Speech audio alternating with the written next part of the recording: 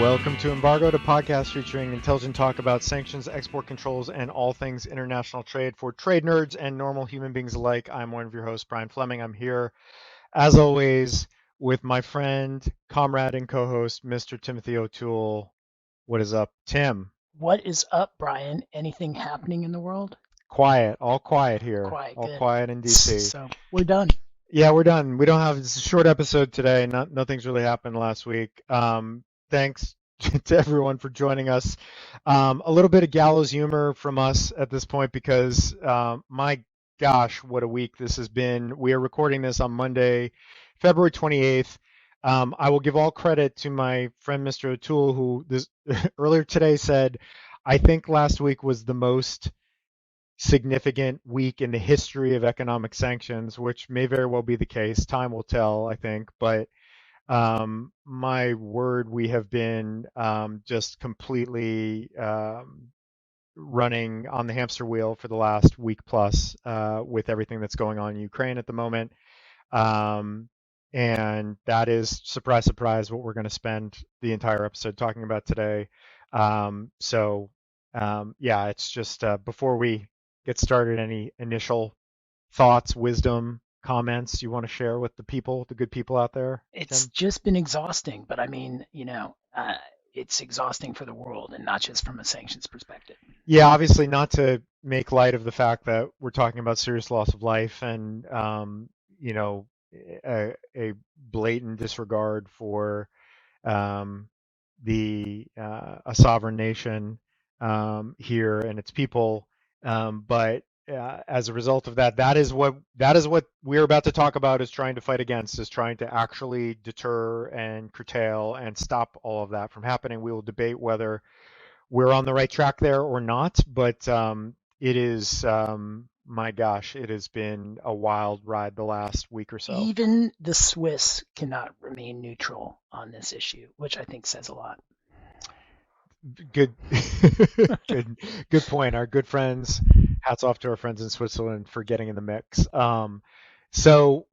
Before we get started, the normal preliminary messages that we are not giving legal advice, we are not sharing any confidential information. Any and all opinions that you hear today are mine and Tim's. If you don't like them or disagree with them, please blame us.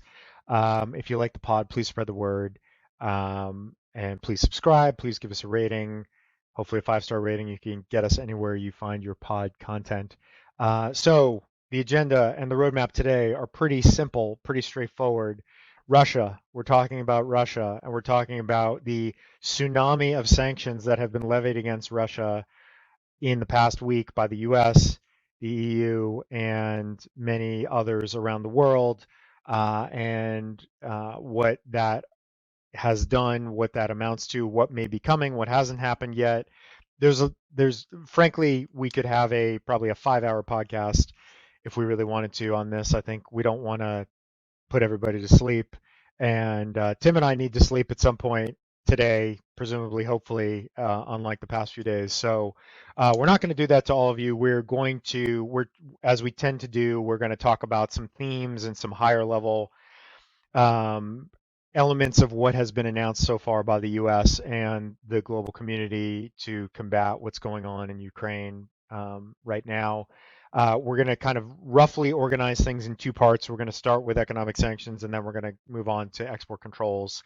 But that is it. We are just covering Russia, and we're going to cover the many different, most of the relevant subtopics thereunder in a fairly brisk hopefully about 45-minute conversation that we're going to have here. And then we are going to have a lightning round topic because buried within all of the Russian news in the past week was the news and the announcement that DOJ is mothballing the China initiative, at least in its current iteration. So we are going to spend maybe 5 minutes talking about that at the tail end in the lightning round. But otherwise, this is an all Russia episode, and that is what we're going to focus on. So before we jump in, Tim, any final thoughts, or should we go ahead Let's and get let's after it? jump into this. There's a lot to talk about. Yeah, let's go ahead and get after it. So for those that have been asleep for the past week, um, the invasion of Ukraine began in earnest just over a week ago by Russia, and the U.S. and the global community have responded in many, many different ways over the last several days. And so we'll sort of briefly catalog those here. I'm not going to get into all of the aspects of this because I think there are just too many to cover. Like I said, we're going to hit some of the high points, and then we're going to talk about some themes and other things. So to kick things off at the beginning of last week, we saw the new executive order that was issued by the U.S., which was focused primarily on the two regions of eastern Ukraine that Russia recognizes independent, Donetsk and Luhansk. Those two, the executive order and the related actions that were taken by the U.S. have effectively put in place an embargo with respect to those regions. They're more or less treated the way that Crimea has been treated now for the past several years by the U.S. And all of the same kind of import-export bans and new investment bans with those regions are in effect. So that was sort of at the beginning of the week. There were a couple of SDN designations that targeted a couple of large Russian banks that came also on the heels of that. VEB and PSB were the two that were targeted, and then a handful of so-called Russian elites. And this has been a theme all along of the U.S. The U.S. strategy is to signal that Putin and his inner circle were going to suffer as a result of any aggression.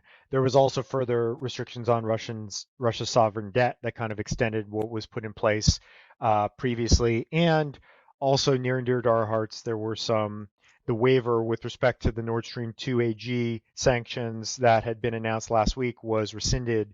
And that means that Nordstrom II AG itself is now blocked, as is its CEO, pursuant to the actions that were taken last year by the U.S. A number of general licenses and FAQs issued in response in relation to all of those actions. Those were sort of let's call that the kind of early part of the week actions. And then in the first sort of full tranche, a couple of days later, we have much broader actions against the Russian financial sector, in particular, the two largest banks in Russia, Sberbank, which was not in fact added to the SDN list. It was though cut off from the U.S. financial system, cannot deal in dollars anymore due to the correspondent and account payable sanctions that have been imposed, but not fully blocked. And then VTB Bank, which is in fact now subject to blocking. A number of other large Russian banks also now subject to blocking sanctions. And then a number of other institutions in Russia, both financial and in key sectors, subject to debt and equity restrictions under what is now the new Directive 3 under EO 14024. Those also went into effect later in the week as well. And then some more Russian elites sanctioned at the end of the week. Putin himself and the Russian and was also sanctioned. And then over the weekend, big news that and something that we had handicapped as not terribly likely at the outset that certain Russian banks were going to be taken off the Swiss system, and that trickled out over the weekend. The U.S. and European allies making clear that that was the intention. We still don't have the names of the banks. That hasn't been sort of fully formalized, finalized yet, but that came out over the weekend. And then today, on Monday the 28th, the news that the Russian central bank and a couple of other critical Russian financial entities were going to be, again, not subject to blocking, but under what is a new Directive 4.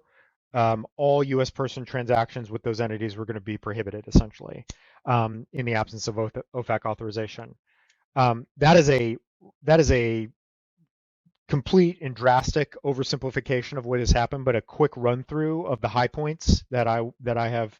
I may have missed a few things in there, but those are at a high level. That's what we're dealing with on the sanction side. Obviously, a lot of general licenses, FAQs, some regs that have come out in the past week. The new executive order I mentioned a week ago targeting the new regions in the DNR and the LNR in Ukraine. So let me pause there and let me ask you, Mr. O'Toole, and then I think I'm going to set you up for what I know is going to be your likely first point. What is the biggest thing in your mind that you have seen from this kind of initial wave, tsunami I called it before, of sanctions that have been imposed this past week? What is sort of your biggest takeaway? What are you most surprised by? What are you most interested in terms of the approach that's been taken by the U.S. and allies over the course of this first week that we've Well, seen? I think you set it up there by mentioning and the allies, but I think that to me the biggest takeaway from this is just the level of strategery that has gone into this plan, and what I mean by that is so this is an attempt at shock and awe through sanctions, which we've never seen on this scale before. It's an attempt to essentially respond to a military attack that was designed to essentially invade another country and take it over as quickly as possible, with an attempt to stop it in some sense through sanctions by launching a lightning strike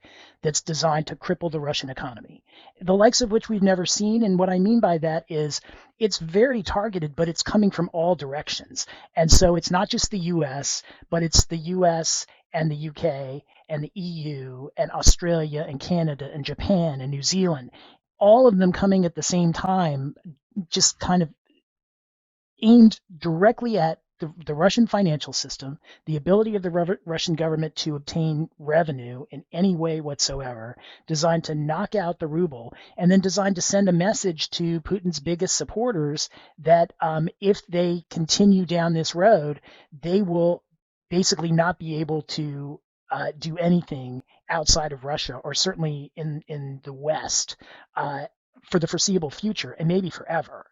And there is, I think one of the things that I've heard about this plan is that it does leave out the oil and gas industry.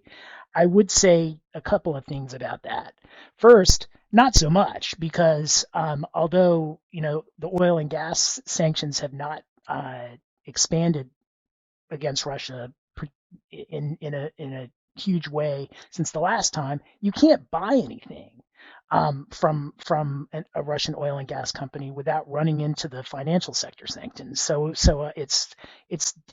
would say that it's a kind of, yes, that's true, but also go ahead. It's maybe a backdoor way to get at the oil and gas industry, right? It's not. We talked earlier about, well, maybe Gazprom and Lukoil and some of these other massive entities would be in the crosshairs here. Clearly, the judgment was made. Let's not do that initially, and do what you're talking about. And we'll see. But it certainly, the early signs are that that's having a big impact. Yeah, and with respect to it does leave some room to increase if that's the road that they decide to go down. But I think it was also designed to do as much damage to the Russian economy while doing as little harm as possible to the Western economies. And what I mean by that is, so the West, didn't want to create oil price shocks around the world. It's had somewhat of that effect anyway, but they didn't want to target the oil and gas industry, I think, because they were trying to aim directly at the Russian financial sector without trying to create, with trying to minimize the shocks to the energy sector, and not the Russian energy sector, but the world energy sector. Whether that will work remains to be seen, but that's kind of what I keep going back to, is this was a coordinated, consolidated strategy among lots of different allies that is just remarkable in the level of planning and forethought that went into it. Again, that doesn't mean it'll work, but it does mean that they have really thought about what they want to do, and they've actually managed to get a lot of different actors together to try and do it. Yeah, I mean, a couple of thoughts just on the back of that. One is we've never really seen an economy as large or sophisticated as Russia's that's been targeted in this way by economic sanctions in this kind of comprehensive manner, right? We just have not seen that. The countries that are most associated with these types of measures are smaller in scope and scale and complexity, and oftentimes have been sort of hampered by sanctions for sometimes for years and years and years. And this is just something that's totally different. When just a few years ago, it's hard to imagine that this would have been on the table, right, with respect to somebody, a country like Russia, especially given the close connectivity that it has to Europe and the economy of major major countries and economies in Europe. And that goes to your point about the coordination here and the fact that this has been a theme all along of the Biden administration sanctions policy is to coordinate closely with allies. And that is something that they had telegraphed for months that they were doing with respect to Russia and Ukraine. And that is something clearly that has happened and has happened at least initially to good effect, it seems, in terms of really trying to, buttress the ability of Russia to find, convenient or quick outs here. I think you've already alluded to the fact that, the what's happening with the ruble, what's happening with inflation in Russia, what's happening in this is just within the past few days. Of course, this is already the response because, effectively now it's not it's not necessarily the case, but effectively they are being, walled off from the global financial system in sort of targeted ways. Again, to the point I made early at the beginning when I went through my quick overview, Sparebank, not an SDN. So blocking obligations, blocking prohibitions do not attach to Sparebank. However, the Directive 2 that is now that they are now subject to requires that U.S. correspondent and payable through accounts have to terminate. So they are now there's no U.S. dollar transacting that's going to be happening for Sparebank anymore, at least not unless it's illicit and through some other source. It's not going to be through the United States anymore. So, um, so that's that's new. That's a new approach. That's a little different. That's a little more targeted. That's a little more nuanced. And so you're correct. Like we shall see how this all works. But it's not it's again, it's a little more of let's move with some precision here to impose as much pain as possible and refrain from imposing as much pain on ourselves and our close allies as we can, at least in the short term. Now, how things play out over time will be interesting to see. One thing to note is that many of these actions have relatively short wind down periods and wind down licenses associated with them. Sometimes we see, you know, more than 30 days. We see broader kind of lanes for companies or entities to deal with the impact of big, earth-shattering sanctions. Here, it's a relatively compact timeline on many of these measures. Not all of them. Some of them are a little longer, but many of them 30 days or less.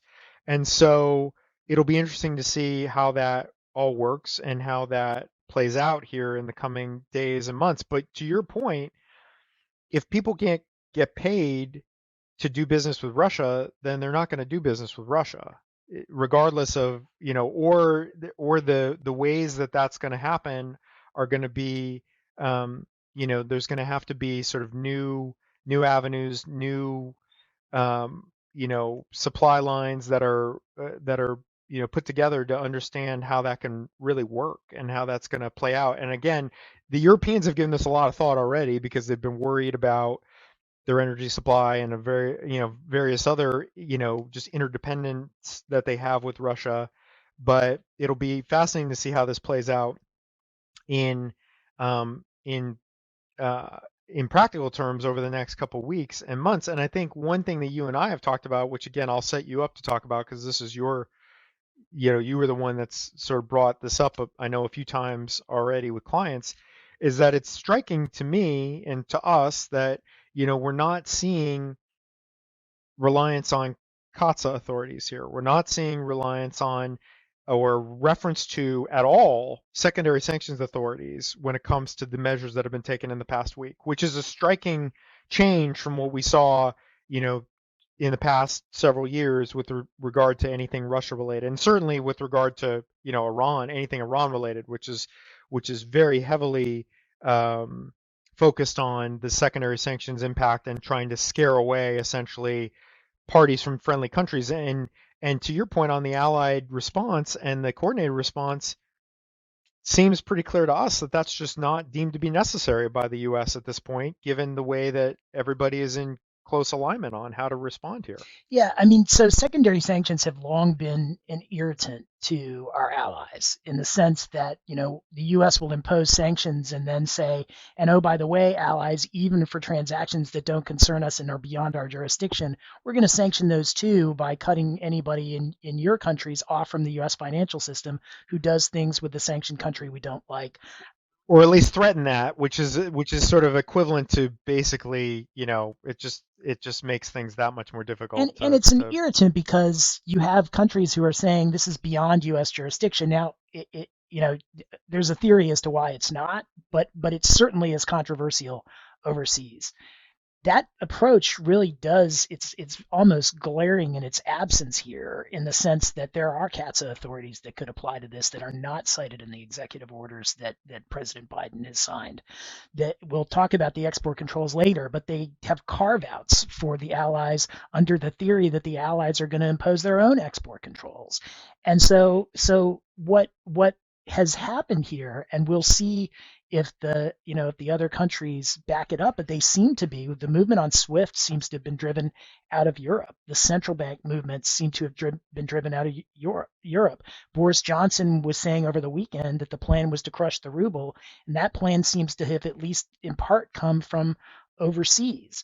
So in this regime, unlike Iran or unlike Syria or unlike even Venezuela, what you have is the U.S. imposing, the U.S. basically taking on U.S. nexus transactions, but leaving rest of the world transactions to the allies to deal. UK deals with UK, EU deals with EU, and so on and so on. And that's something that we've never seen. And we've talked, one of our themes throughout this podcast has been that multilateral sanctions work better. But this will really put it to the test because we've never seen a multilateral program like this, even in circumstances where there are there is some multilateral coordination. Usually the U.S. sanctions are much more aggressive than anybody else's. Right now, the plan, at least as best I can tell, and the EU is a little slower to act because it's got more procedural requirements than OFAC has, but at least as best we can tell, it looks like the rest of the world sanctions are going to be at least as strong in the U.S. in many instances, and that's pretty remarkable given that how much more connected Europe is to Russia than the U.S. is. Yeah, not to mention the fact that another topic that we've talked about endlessly for the past 2 years, quite frankly, Nordstrom II, Germany came to the decision on their own to decertify the project, ensuring that at least for the foreseeable future, that is not coming online. And, members of Congress and others here in the US were of the mind that we could sanction Nordstrom 2 into submission.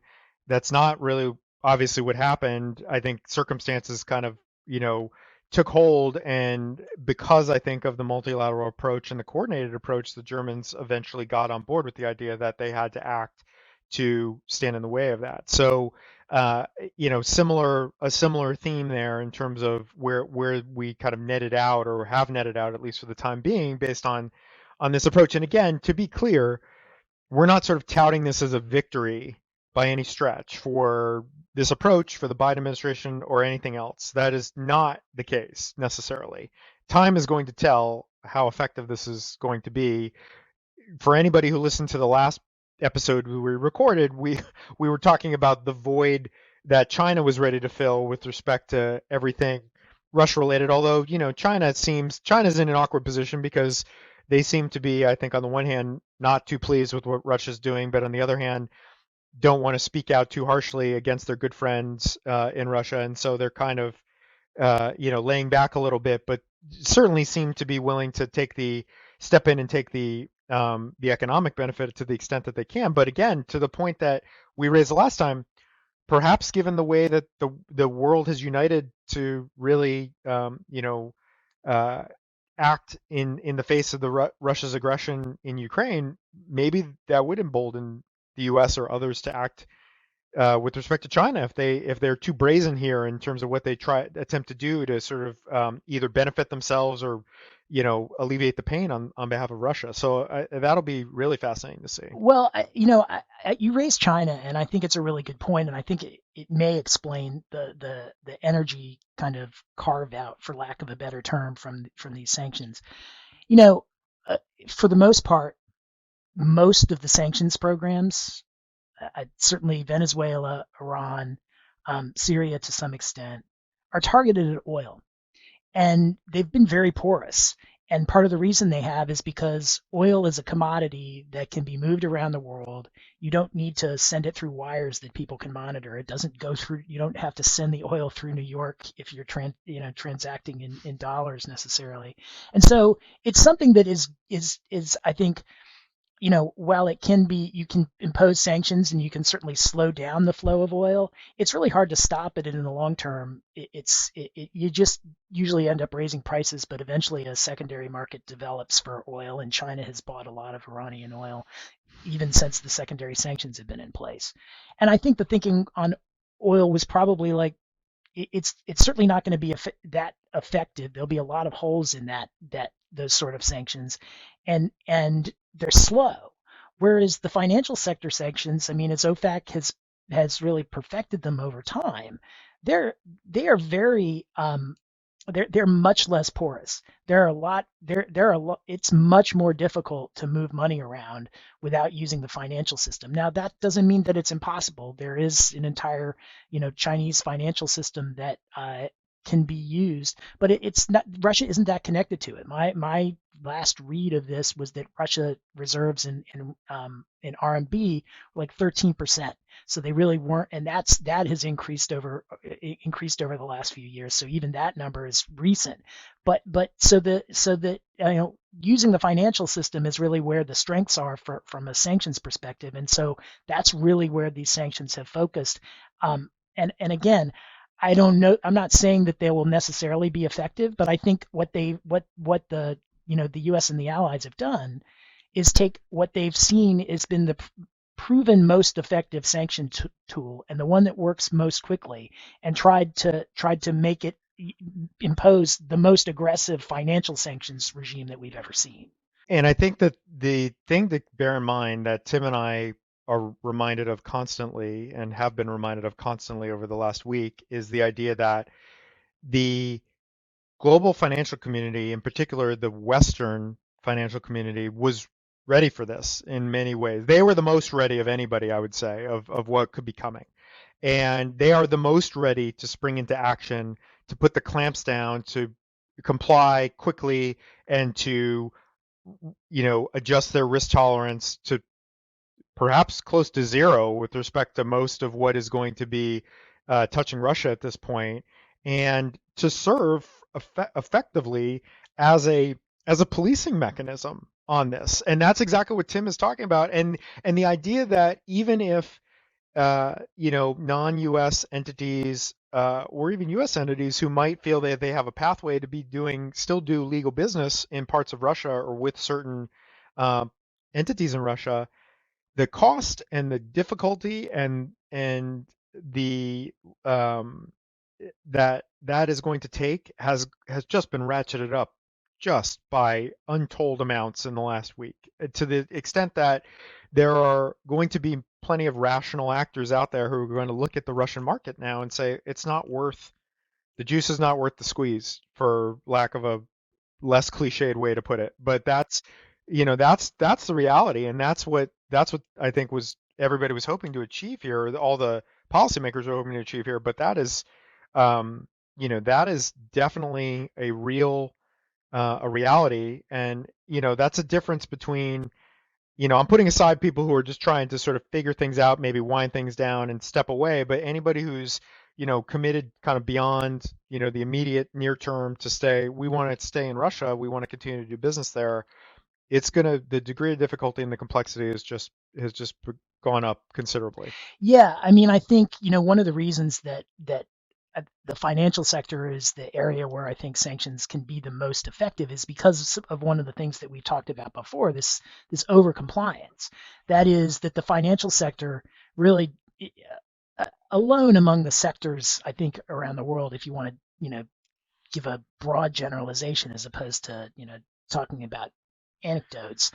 I mean, it does tend to have the financial companies tend to have much larger compliance staffs, be much more risk averse than other companies in terms of the sorts of business that they'll do. And so by imposing these sectors on the financial section or by sanctions on the financial sector of Russia, you've enlisted all of these compliance teams from all of the banks around the world to really enforce that in a way that OFAC doesn't have its own enforcement officers, it doesn't have its own investigative capabilities.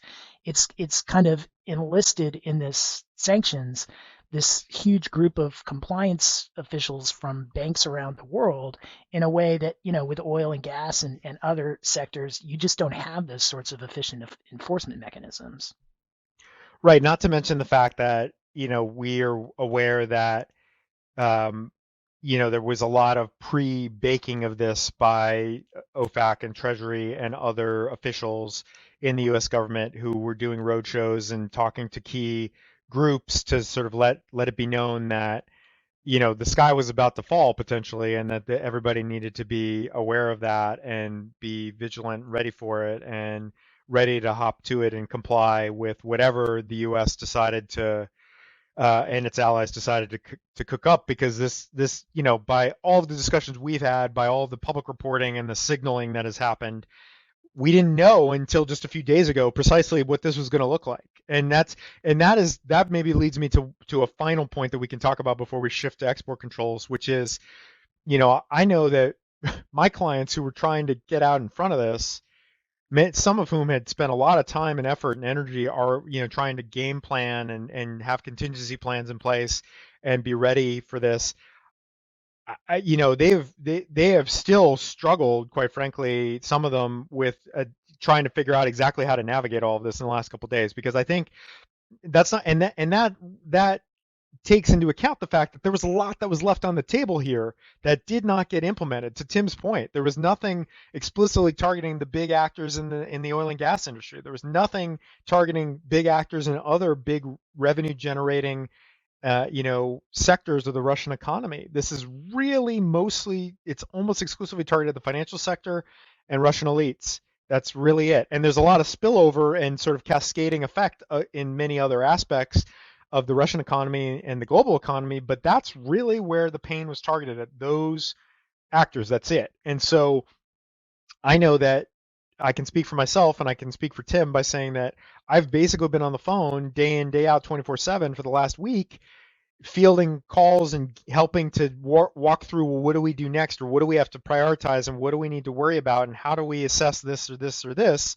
What do we have to pause everything indefinitely? Can we take, is a week enough time, 2 weeks enough time to kind of get our arms around what this is going to mean for us, etc. And there was an article that just appeared today, I think in Bloomberg or Law 360 or one of the publications, that was basically all about how sanctions lawyers are like are too busy, and quite frankly Tim and I were too busy to respond to that article. Like, we both got Right. contacted and I didn't have time to comment for the article because I was on the phone for Right. 3 straight days. So you If you're know commenting in that article, you're not busy enough. yeah, I literally wrote the guy back at midnight and I'm like, sorry, catch me next time, I don't have time to talk to you. And like, that's literally what the article was about. It's like, so it's pretty astonishing, and like what this is wreaking around the globe. And I guess just I'll throw it to you just for any kind of, say you're a man of wisdom and sage advice. If there's anything, I mean, I should also tell people that as we speak, we are finalizing a 15-page update that will comprehensively cover everything that's happened in the last week. We're not going to try to do that here because, again, we don't Right. want to put So say everybody to if we look sleep. like we're typing, Yeah, we're not, we're but not. we don't want to put you all to sleep. Like, we need sleep ourselves. But just any kind of quick thoughts on sort of what this is doing to folks right now before we pivot to export controls? Well, you do raise a really good point about the fact that people are still struggling to comply when a lot of this was predicted. I mean, we predicted most of this, maybe not all of it, but the real attack on the financial sector we predicted. what we didn't predict, and what I think is really making people struggle at this point, is how fast this has come into play and how coordinated it's been with the allies, and how it's gone from like within a week from Russia being a fairly lightly sanctioned country to one where we're just trying to struggle to keep up with how many sanctions have been imposed on Russia, and really revising that every couple of hours. And so, I Yeah. mean, I've never seen anything like this. And I think that's the speed, and just kind of it coming from all different directions on the financial sector is what is kind of was not predicted or predictable, I think. The other thing that I would caution everybody is don't by any stretch think that this is the end. Whenever you hear this podcast, which will probably be the first couple days of March, whenever you read our client alert or whatever your outside law firm's client alert on this topic, be mindful that it may already be outdated because there is so the pace here and the is so rapid in terms of the changes. So we are obviously living and breathing this 24/7, as are a lot of people right now, but don't be lulled into some false sense of thinking, okay, well now we know precisely what we're dealing with. This is in some ways just the whole scenario here has become a chaos agent for the entire kind of global sanctions compliance community, and everybody is just having to burn the candle at both ends to try to make sure that you're staying on top of the latest and the greatest here. So I would expect that to continue. I don't think that by any stretch we're done. And I think that, for the next at least few weeks, if not few months, I would expect that there's going to be a lot of activity here. And so keep eyes open, ears open, and just keep a watch as to what's going on. We thought about doing an emergency pod last week, which it's a good thing we didn't, because it would have been totally overcome by events, and we would have been, not have even covered like half of what's happened in the last 5 days. So anyway, just a word of warning on that is that I think everybody's got to stay vigilant and stay, we will. I'm sure our next episode here will be a continuation of this one, and but just be aware of that. Yeah, I think the speed with which this is developing, Yeah. and the unpredictability in terms of where the next move is going to come from is part of the design. Yeah. So with that, let's pivot a little bit to the other big piece of this, which is export controls, which again, to Tim's point, has been just as well coordinated, it seems, as the sanctions between the U.S. and its close allies. I think there are kind of a couple of big issues here that I'll just kind of set up and then throw it to Tim. So there's the drastically expanded licensing requirements on the U.S. side with respect to Russia, which, until just a week ago were pretty light. Many, and if not most items, did not require licensing to Russia. Now that's not the case. There's also a presumption of denial with respect to most license applications that are going to Russia for U.S. items. That's number one. Number two is the two new foreign direct product rules, which drastically expand the scope of foreign produced items that are going to Russia. One which covers the entire country, one which covers Russian military and users. I'll let Tim talk about how there are some significant carve outs there for allied countries who are imposing similar restrictions, but that's another big one. And then there's the shift in approach, or the expansion again, of how the U.S. rules now and BIS is now treating military and users. There's a movement of the previously listed MEUs over to the entity list. There's an expansion of what that covers. And so yeah, I'll stop there and I'll sort of throw it to Tim and just sort of what your initial thoughts and reactions are on the export controls front. So, here the breadth of the new export controls is pretty astounding. I mean, everything that had a unilateral control in categories 3 through 9, which is a pretty huge swath of goods. I mean, basically, you've got electronics, computers, telecom, and information security, lasers, sensors, navigation, avionics, marine, and aerospace. All of those now, if there were unilateral controls where a license was not required for Russia, 58 new ECCNs now require a license for Russia. The only thing that's left out, are 0, 1, and 2, and that's nuclear materials, and materials processing. So pretty much if it's a good and it's not a nuclear good, And it's ER99. and EAR 99. I mean, but from the Commerce Control Yeah, List, yeah, that's it's pretty much everything that is kind of a good that has any sort of controls on it. And these were the most minimally controlled ECCNs. Now EAR 99 is not included, so that's a big carve out. But if it's on the Commerce Control List, it now requires a license to Russia. There's a presumption of denial, which is I think will be very strictly enforced here. And then most of the license exceptions are gone too. So you really it's going to create huge restrictions on what can go to Russia. Now there are the carve outs, which were kind of interesting for items that would otherwise be subject to some of these new kind of very strict foreign direct product rules, some of the de minimis calculations. Those were also really interesting as well because and I guess I should back up. This is a draft new rule that right. purports to be effective as of last week, but won't even be finalized or published until this week, which is also quite odd and I would say potentially unenforceable, at least during this 1 week period. But I wouldn't advise anybody to ignore it, but I do question whether or not a draft rule that's not published yet is actually enforceable. But again, I wouldn't advise anybody to test that.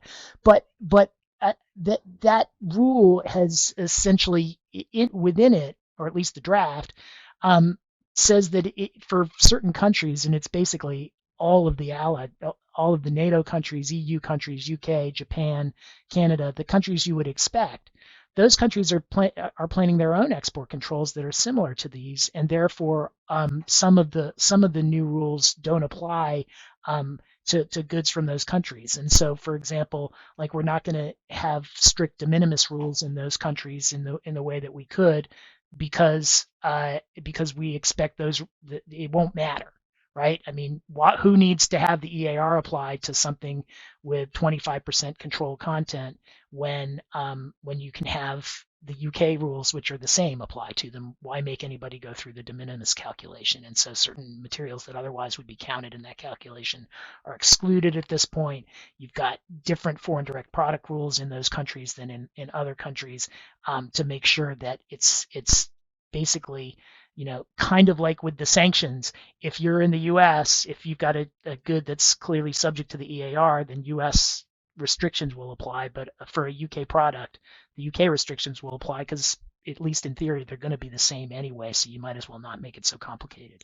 Yeah, it's it's I would say that the biggest thing that I would say, so to Tim's point, I think the multilateral nature of the approach here and the faith that the U.S. is putting in its allies to hold up their end of the bargain here is a marked departure from what we've seen before. The fact that the two new foreign direct product rules are not going to apply for goods produced in some of these countries that Tim just mentioned. Um, just a pretty remarkable kind of change in approach, I guess, from what has happened historically. Not to mention the fact that we've seen the special Huawei foreign produced direct product rule a couple of, years ago, and we spent a lot of time thinking about talking about that.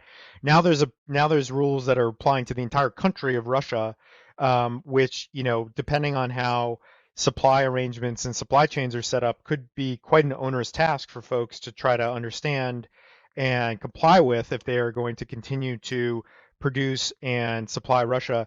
For obvious reasons, this was set up, and we talked about this in prior episodes, the idea that, again, for example, semiconductors that are produced in Taiwan, that is being targeted here. They don't want the chips that are produced in Taiwan to be able to flow to Russia to be able to support the military ambitions of Russia, to support the aerospace and maritime and other key technology sectors of the Russian economy.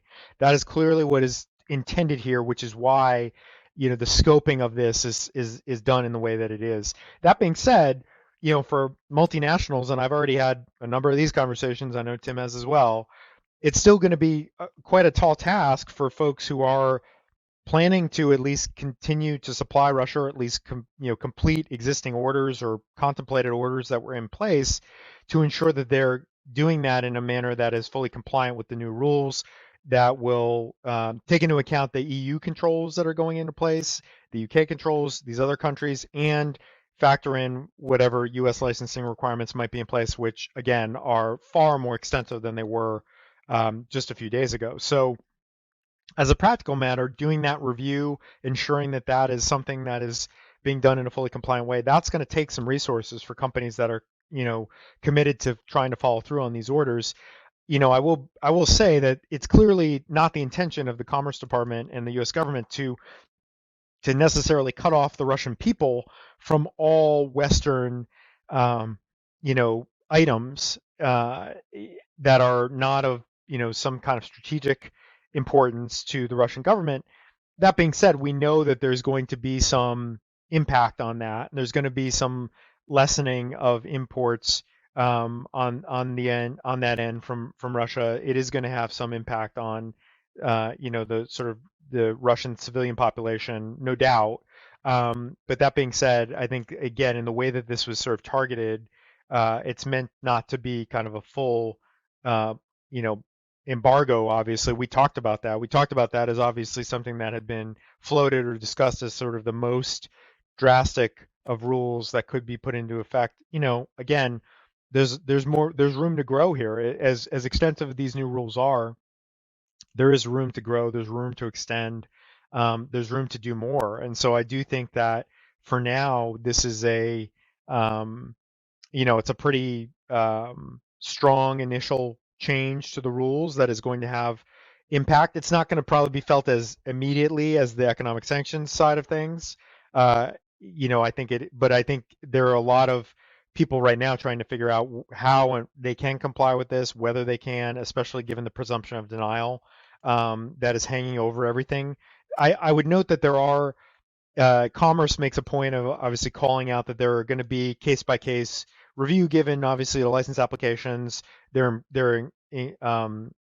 expecting a drastic uptick in license applications. Not surprisingly, if it's humanitarian in nature, if it's for a U.S. based, if it's a wholly owned sub of a U.S. based company, or if it's a multinational that's based in a U.S. allied country, if it's any health and safety considerations, any number of those kind of considerations, there might be good reasons or a sort of good policy arguments to be made as to why licenses should be granted, at least in the short term, if not over a longer period of time, to get certain controlled items into Russia. But those are going to have to be thought through very carefully. We've already started doing that on behalf of a number of clients that are looking at this carefully. That is something I would imagine a lot of people are thinking through right now. So it's just going to be a lot of effort to get sort of to get this done and to potentially get these exports into Russia going forward. Yeah, I mean, the only thing I would add to that, because I think those are all really good points, is just the change to the military end user and end use rule with respect to Russia is also pretty significant in the sense that, and understandable given the policy reasons for implementing these changes. But the normal MEU restrictions only apply to certain products that are on one of the supplements to Part 744. These rules now, the restrictions on sales to Russian military end users, which is a broad category, or end uses, apply to all items subject to the EAR with really limited exceptions, food and medicine being one, and then a couple of low-level computer devices being the other, basically phones and computers, but certain types that are 5A992 and 5D992. And so it is a huge restriction to the Russian military. Pretty much, you can't sell them a pencil anymore, and for understandable reasons, and that without a license, and that is a big change. And given the expansive reach of military end user, it could also be significant. Yeah, no, agree with that. So Um, there's going to be a lot more to talk about there in terms of what's coming next and how that's going to get tweaked. I also expect that, there was a fact sheet that was issued by BIS, I think perhaps when the final version of the rule is issued or perhaps soon thereafter. Much like when the military and use and end user rules were expanded a couple years ago, there was kind of an FAQ document. I would expect we're gonna get something like that in the coming weeks to help sort of flesh out some of the gray areas here that we're all starting to bump into on that. But for now, I think that's all we want to say about that. So we will. So let's leave. So again, that was about 45 minutes on Russia, all things Russia. We could probably keep talking for the next several hours, but we're going to stop ourselves there for now. We will obviously be back to this on the next episode as well. But we will pause for the lightning round sign effect and one topic in the lightning round today. So it's a truly lightning round, which is DOJ's China initiative. So last week, in the midst of all the chaos unfolding in Ukraine and the global response to that, the Assistant Attorney General for National Security, Matt Olson, gave a speech wherein he outlined the review that had occurred under his watch since taking over in that position of DOJ's China initiative, and acknowledging that there needed to be a change made, and that the China initiative, as it existed and as it was conceived of under former Attorney General Jeff Sessions, would be no longer, and acknowledging the concerns about bias and stifling academic collaboration and research, and many of the other things that we've talked about and that observers have raised as problem areas with respect to the China initiative as it took shape and as it was implemented over the course of the last few years. That's not to say that they are dismissing all cases that were brought sort of under the umbrella of the China initiative. That is not the case necessarily. They are definitely standing behind a number of prosecutions that are still in progress right now, but effectively they are shelving the China initiative as it exists.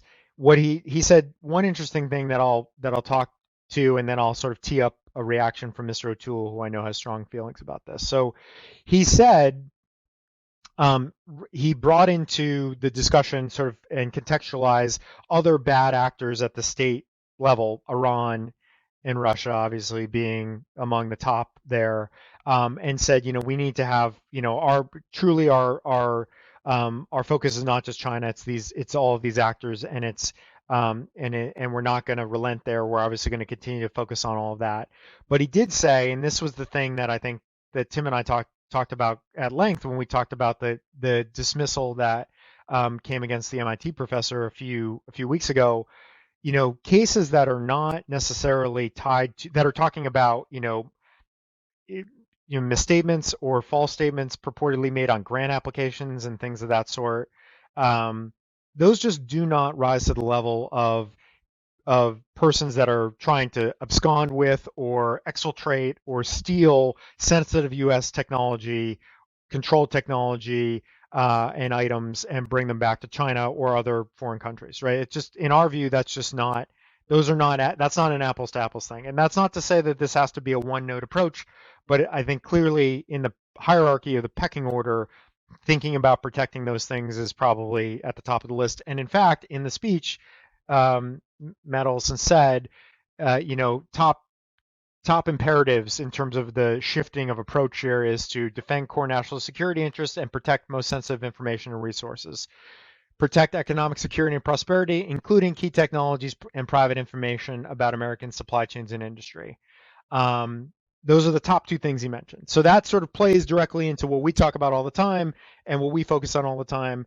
And so that seems that the strategic reorientation would be a little bit more toward what we would expect and think would be perhaps a better use of DOJ resources in this regard, rather than bringing criminal cases against professors that may have omitted something on a grant application. So I will throw this to you, Mr. O'Toole, for your reactions, and I will tee up one final thought, which is, among the more cynical out there, they would say, well, this is really no change. It's just a rebranding, or it's kind of they're just sort of repainting. They're going to continue. DOJ is going to do the same thing they've been doing. They're just kind of, they're kind of tucked their tail between their legs, and they're going to, they're wise enough to know that they shouldn't call it the China initiative anymore, but they're really going to be doing the same thing. What would you say to sort of what Matt Olson said, and to the sort of more cynical views out there that this is really no change at all?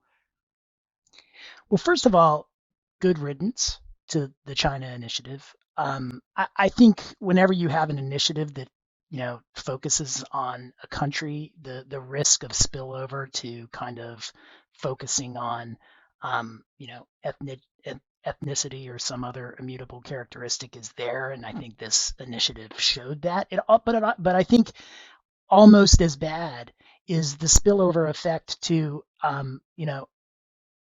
crimes or charges that don't have anything to do with what your goal is. So I even if it's rebranding, I think branding matters because branding tells you what it is that you want to focus on. And so what I would respectfully submit to DOJ is that they ought to really focus on trade theft and theft by anyone of any foreign adversary for sure, foreign rival for sure of important U.S. technology. And I think I even have a name for what they ought to call this. I think they should call it Stop the Steal. And I think that would be a new name. Oh, this is what happens when we're punchy and we haven't slept in a week. Tim's got all the jokes. Trademark, Timothy O'Toole. Stop the Steal initiative, and then people would keep their eyes on the ball. So, yeah. Well, I think that's an appropriate note to end on. For those loyal listeners out there, we hope you were as amused by that final thought as we are. Okay, that's all we have for this episode.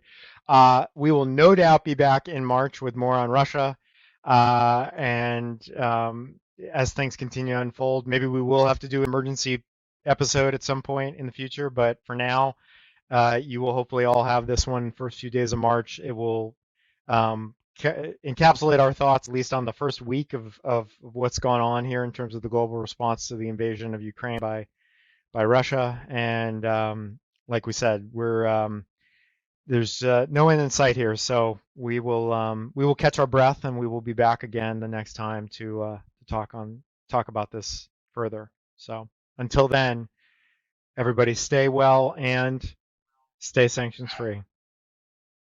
Stay well, everybody.